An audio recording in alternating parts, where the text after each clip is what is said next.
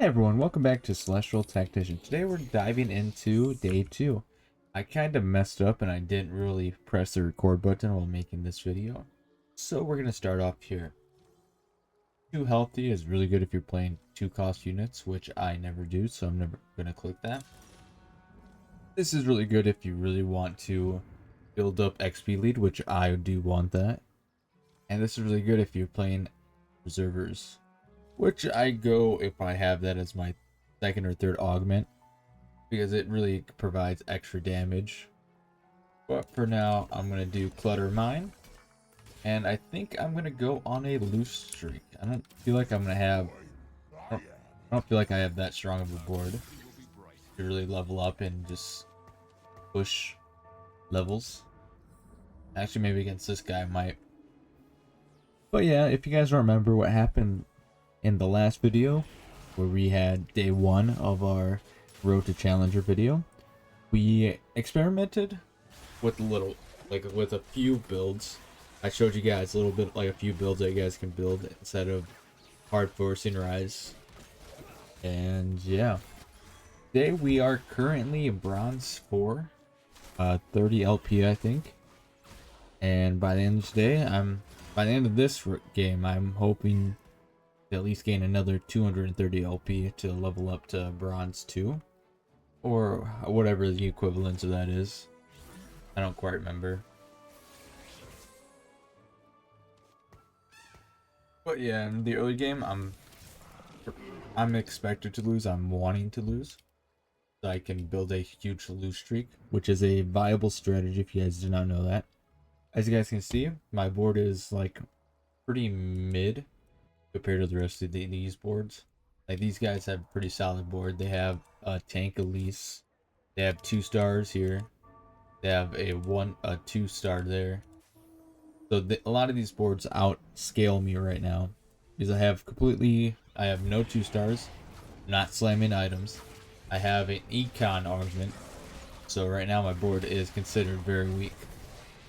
Now doesn't mean I can't preserve a lot of HP just by playing these units. The only thing that it means is that I'm not going to be winning any fights early game, because if I magically do win one round, then it's kind of really bad for me.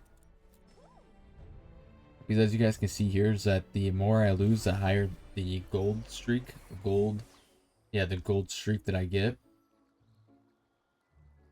Granted, you don't want to be losing, you want to lose the early game, but not really the mid game. Mid game, you really want to stable out, and hopefully you hit some of the units that you want. Like if I was going to play Hwie, like I already am keeping the Warwick, I'm keeping, if I find a Twitch, I'm keeping the Twitch, and I'm playing vertical Frost with like Zilean in there, Twitch Warwick, Swain, Olaf.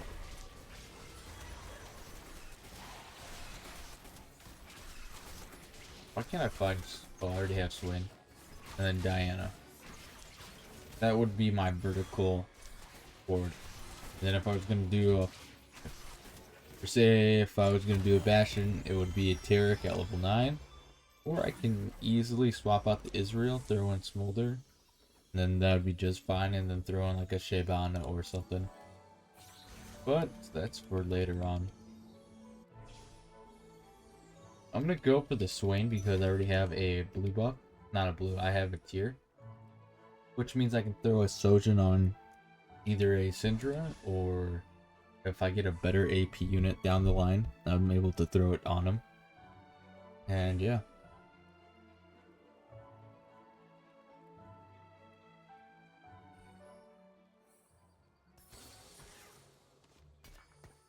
I think I'm gonna sell the Shabana. I'm gonna throw the Blitz. Let me think. I think to preserve some HP, I need to throw in the Zilean. Just for his AP. Do I buy that and win, or? I think I buy that to preserve HP. I'm gonna slam no items because if I slam items, that means I have a higher chance of winning. But I don't think that matters because they all have 1-star. I mean, granted, they have 3 bastions and a Tristana with fairy's crown, but I have a 2-star Elise and a painted golem. So I'm not sure. I'm pretty sure I win this. Unless... Nah, I think I win this. Kinda sucks, but it just means you preserve your HP in the early games. I know it feels rough when you win after losing 30 times. And in all reality, what I can do is sell, throw in him, throw in Twitch, replace Zilean. I'm gonna roll down 1 time just so I can gain some experience. I'm gonna do that. Get the bramble, throw it on the ward. Do this.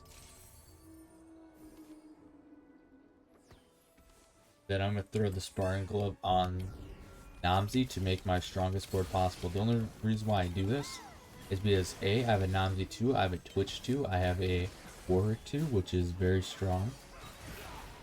And the reason why I sell the Eldritch is because they're all were level 1 units besides the Elise. So if you ever have 2-stars and if they have really good traits with one another, you always want to try to play them, even if you're on a lose streak, because that just means you're preparing to save yourself HP early on so you can make it to the late game. And look at that. Look at that. I am in heaven right now. And I'm pretty sure I can sell all these because they don't really matter during the PvE rounds. The reason why I'm not throwing in the Hwie is because A, I don't have an Israel for the blasters. B, I don't have a Rumble for the blasters. So right now I'm kind of like stuck. And C, I don't really have, I mean I have items for them, but not really solid ones in my opinion. Oh, that's sexy. Gargoyle stone plating. I mean, you could always make a Gnash your Tooth. But I'm not sure if I want to greed. I'm not sure if that's the right play here, but the greed. Also, I got a Rumble now. I mean, I technically can do this, level up, do that, roll down. Never buy these unless you're actually truly rich. I'm just gonna craft an item just to preserve me some HP. And besides, it gives me gold, so. And I do believe Hewlett is actually strong enough to get our board, like to win most of the mid game. The only way I would actually full on pivot to Rise is if I hit him really early. Like if I hit him at 3-2, I would instantly pivot to Rise. Despite my items being a little lackluster in the attack speed department. And the only reason why I'd level up there is just so I can throw in a very necessary unit, is he provides Blaster and Vanguard. Despite Vanguard being nerfed, Vanguard still is really good. Never go this unless you have a really shitty board and you just want to see if you can hit something. This one is decent if you want to get 6 gold and 1 random component. This one's alright, I think. I'm not too sure.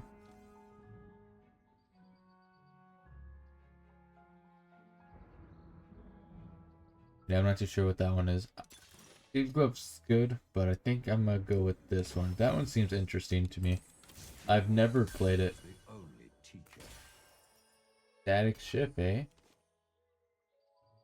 I'm gonna give that to Twitch. Twitch is actually one of the better holders for Ionic Spark, believe it or not. Just because A, he has really low mana. Like he only has 35 mana. B, he can, every time he autos, it brings him closer to using ulti, which gives a reduced is it reduces their physical. I'd like reduces the amount of physical damage they can take. I think. Yeah, reduces armor. I can't read right now. It just says reduces armor, which is huge. It says reduces enemy armor by 10%, which is really huge. Oh, that's actually really nifty. I almost didn't go that. Here goes everything. Interesting. I do believe, if I remember correctly, that you're supposed to... Let me look at the stats really quick. I'm pretty sure you're supposed to go Mordekaiser in this comp.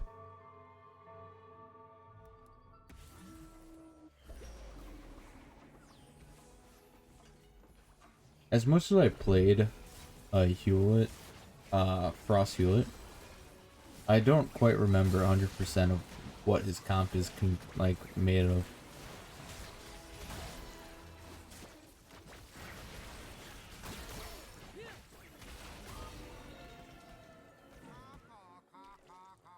Oh, yeah, it's just Vanguard. Interesting.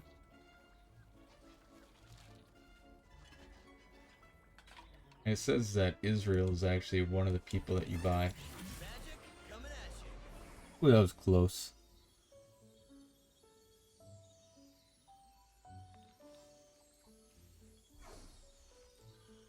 That was extremely close. Also... I think I go... Did ever Hodge? I mean, it could be Hodge, honestly.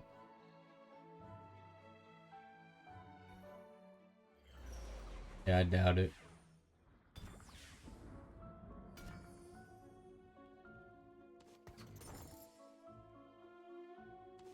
For that, you always give to Twitch. I mean, I should probably level up here just so I can continue my win streak. Because if you look at these other boards, they look pretty scary in my opinion. So that's what I'm gonna do. I'm gonna level up there on the Zilean, the Zilster, and hopefully pray that I win. Now this one's a little less scary because A, he's probably AFK, he doesn't have any of his items thrown down. Which I'm not too sure why. I wonder if he DC'd.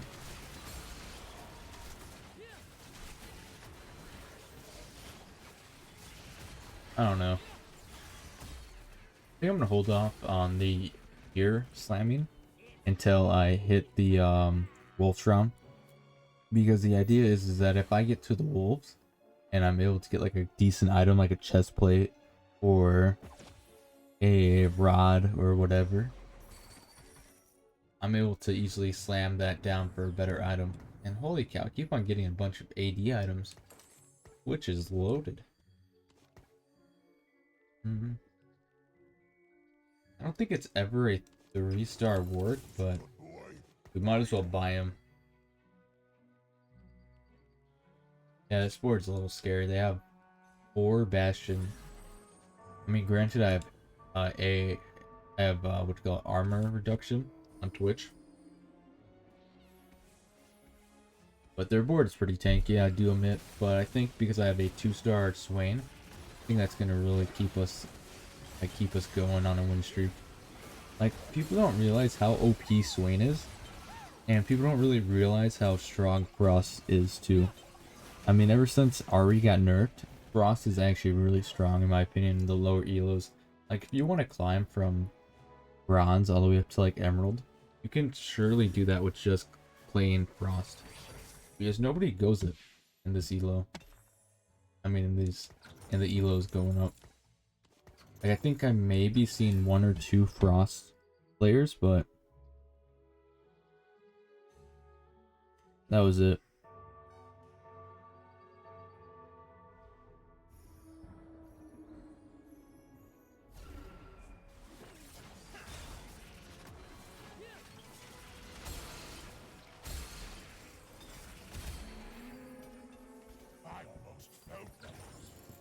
There we go. It's actually very huge. I mean, I'm not playing Arise. I already made up that decision. So what I am gonna do is wait till 4-2 level up and then use these rolls, so I get a higher chance of hitting like a Hwie 2, a Swain 2, I mean a Swain 3.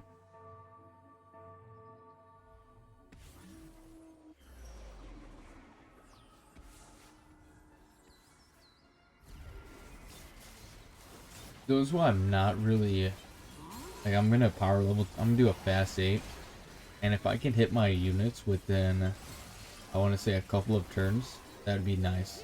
If I can't, then I think I'm gonna just try to fast 9 it, because I do have enough gold to actually do that. I have enough HP as well, and I can fast 9 it, throw in like a Zerath or a Israel blast, like a, I don't know what, can't even speak, holy cow. The fuck? Oh, okay. Interesting. This one's actually really good for the comp that I have right now, because if Frost unit dies, it actually heals up the side of the other units, if I remember correctly. I think what I'm gonna have to go with is Sport Golem.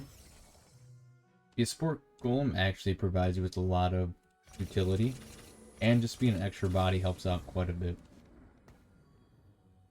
Time flies like an arrow. Fruit flies like banana. Yeah, I'm not gonna throw him in there yet. Let's sell, buy Twitch, and I'm gonna give Swain that. I mean, I doubt that he's gonna make it for the full 22 seconds while it takes to ascend, but if he does, he's gonna be one hell of a tanky boy.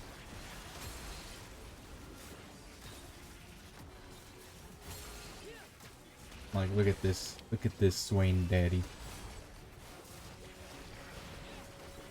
Like, look at him. Holy shit, 8,000 HP. Oh my god, that's beautiful. That's awesome, man. That is freaking awesome in my opinion. All breakers. Okay, I mean that works. Do we buy? I'm not too sure if it's actually good if we buy him or not. I mean, he might be good for... This is so fun. I guess he's better than having 2 vanguards that are useless.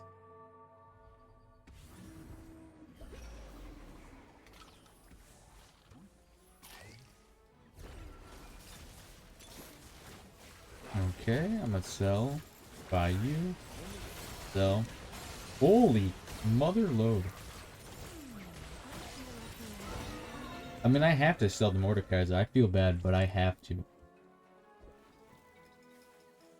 That's insane, man. I know I sound very calm, but this is the first time that this has ever happened to me where I just get the perfect units. Like, out of my 300 games I've played so far in TFT this season, I mean, it's a little bit less than that, but still, I've never hit all the units I needed in one go. Like, I am ecstatic. This is a top 1 high roll, and this is probably not the best example of what to do. I thought I was gonna get low roll games when I first played. It was nothing but low rolls. I'll tell you what, I lost my first like 10 games in TFT. And then once I started understanding like the basics of how this set worked, I just started climbing and climbing and climbing and climbing. Also, I think it's time to replace you. Throw you there. Who else are... Oh, we're missing Olaf. Nah, that's okay. Bam. Bam. That's unfortunate. We might hit a full-on 3-star board. Like, I'm stable enough to hold out until probably 6-1. I'll be honest with you. And if we get Olaf, you know I'm switching out the, what you call them. Actually, no, I don't really have to do anything if I get Olaf. I can actually wait till I full on 3-star my entire board. Like, I'm pretty excited to see how awesome this the LP I'm going to gain from here. I wonder if they would put me up against like Emerald players or Diamond players at, well, I'm Silver.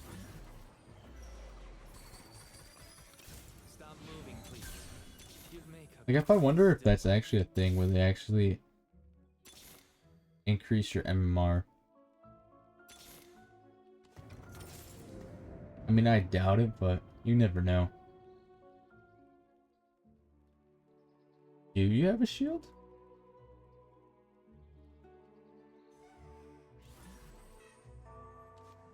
I think Diana does though, right? Yeah, she has a shield. I think so.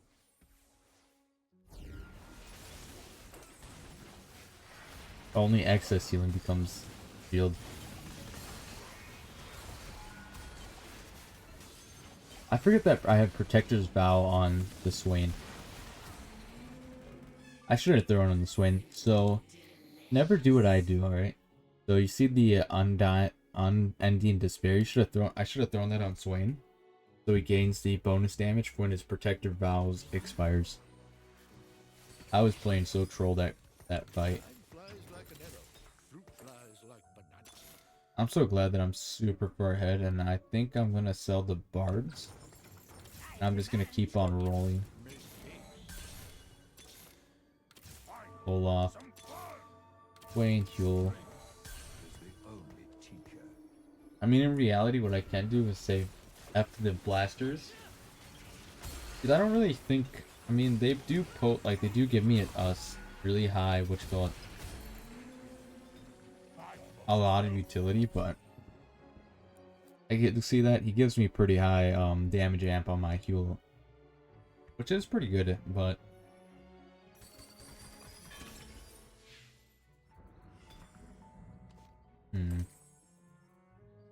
I think I make AP Diana strong. 1, 2, okay, 3-star. Stop moving, please. Give me a great still life. Right now I'm rolling down for a 3-star swing, just like that. And now I'm gonna stop rolling, and I'm gonna fast 9 it at I want to say I'm gonna do it at 6-1. The reason why I say 6-1 is because I still want to have enough gold where I can still roll down enough to level up my Diana, to level up my Olaf. And right now I am not worried too much about my rank standing. You look at that, Swain's gonna be turning into a Giga Monster here soon. If that fight would have kept on going, he would have easily made it to 9,000 HP. Like, this is one of the easiest games that I've played so far out of the entire set 12. And that's saying a lot. I played over 400 games. Now, granted, I haven't reached Challenger yet, but it's coming along pretty well. Just takes a little bit of time, effort, and skill. So the reason why I'm scouting right now is because I see that we have some AP units. And what I want to try to do is get the Shroud on the AP units so that they can't cast and kill my units. And I'm throwing the Golem over there just so he doesn't get focused down. Because ever since that he's alive, it gives my team more damage amp. Up to 20%. So instead of Hewlett just getting 25% from using his ability, he gains extra just from the Golem, which is really awesome. It's really strong. I mean, I would never really pick Neely, like, out of all these support items. It probably wouldn't be the #1 pick on my list, but if you have a strong front line, that one would be pretty decent. Also, I have a level 2 or 2-star Olaf. What I'm going to do is level up so I can throw him in so I can get 9 frost. And which means I would have a higher chance of winning. Because right now, each unit that stays alive does a massive amount of damage. Like, I'm going to look at the next person I fight, and I'll just see how much HP he loses. I mean, right now, it doesn't really matter where I place my units, just for the main fact that my board is so strong that I can actually have all my backline besides Hewlett be frontline, and I would probably still win. Also, look at that Olaf. He's doing some work. Most damage on team. Until gets killed by a Poppy. Just like in League of Legends. I've seen your death. It Oh shit, I wasn't really paying attention. I think he lost like 12 HP. 12 or 14 HP. I think he was like 49-ish. So looking at this carousel, the only thing that really looks good to me is this for Olaf, this for Diana, and this for Swain. I think I'm gonna do a 5 cost or 5 gold, what do you call it, ring, because it's magic shred, and my team kind of needs a little bit of magic shred. Right now we only have armor shred, which is good and dandy and whatever.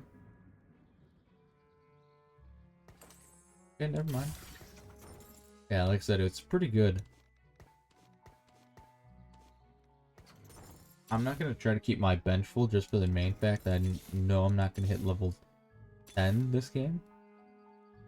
Also, I have a new shapeshifter, which I'm gonna start feeding, just so I can gain more advantage. The only reason why I start feeding Briars because A, I have 82 HP, B, I have a really strong board, C, because that's something you have to. It's like a signed contract that you guys don't know about, and D, I don't know. I can't really tell you about D. I can only tell you about the other shit that I know about.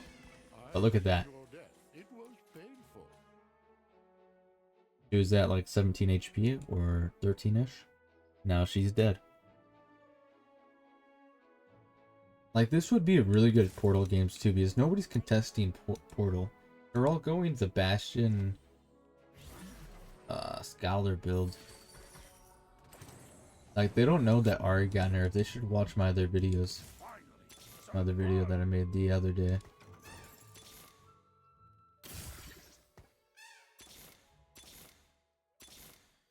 Time flies like an arrow. Fruit flies like banana. Make haste. I'm gonna roll down 0 gold. It's never advised to roll down 0 gold, but I'm so far ahead that I just don't care. Also, what happened to my item? Did I really throw it down on somebody? No. Did it stop spawning for some reason?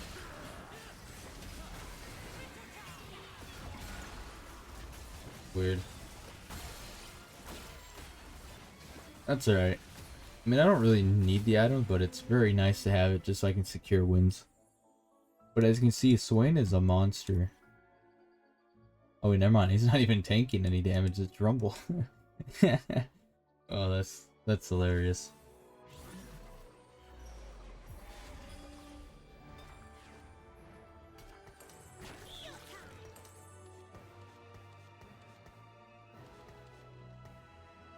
Like, during the PvE rounds, it doesn't really matter how you position your board, because 9 out of 10 times, as long as you have something that can at least beat, like the drugs back in around 2-6, you should be fine. If you can beat the Krugs, you can beat any boss or any PvE rounds, besides the crab raid. I swear to gosh, every time I play in the crab raid, it's like, it's always on like some kind of steroids.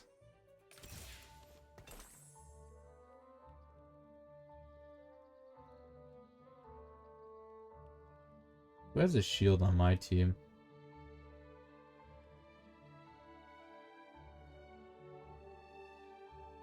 I have no shields really on my team, so fuck it.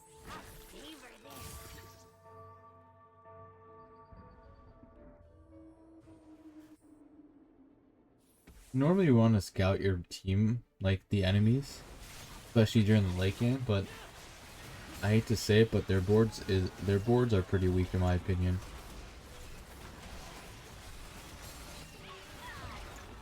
Like, they're not going to be able to kill my Swain before Hewlett takes care of him.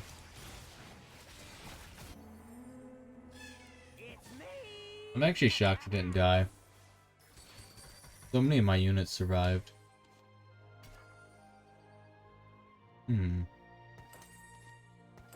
So, looking at our board, the main reason why it's strong is because A, I have a Swain frontline that's shapeshifter, and he's a 3-star with decent items.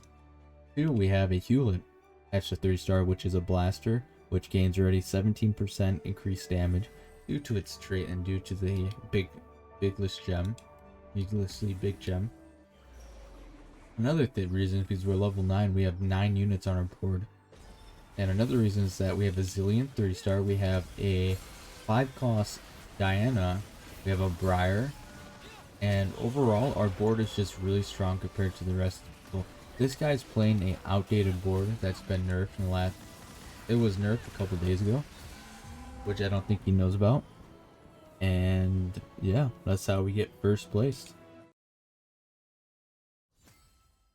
Now, looking at our placing, looking at the LP, we stopped directly at bronze 2. Let's do some recaps about why I won that. The reason why I won that was A, I had a bunch of 3-stars. B, I'm uncontested. C, a lot of these players were using weak boards that have been, has been nerfed. D, the people who had 3-star 1-cost units played really poorly with their units. D, there was nothing about D. Those are the main points that I want to get across, is that I had good itemization, I had good econ throughout my entire game, I had really good augment choices throughout my game, I had a really good uncontested board throughout my game, I scouted, made sure that nobody else was going frost, and I think that's really what won me the game. And so if you guys enjoyed that little commentary on how to play TFT, please follow, like, and comment down below. If you guys have any questions, let me know, and I'll try to answer it the best of my ability. I try my best to I try my best to make a video every single day, so you guys have something to watch for. And my end goal is to have a bunch of TFT videos that can help out new players. And yeah, I'll see you guys next time. Bye-bye.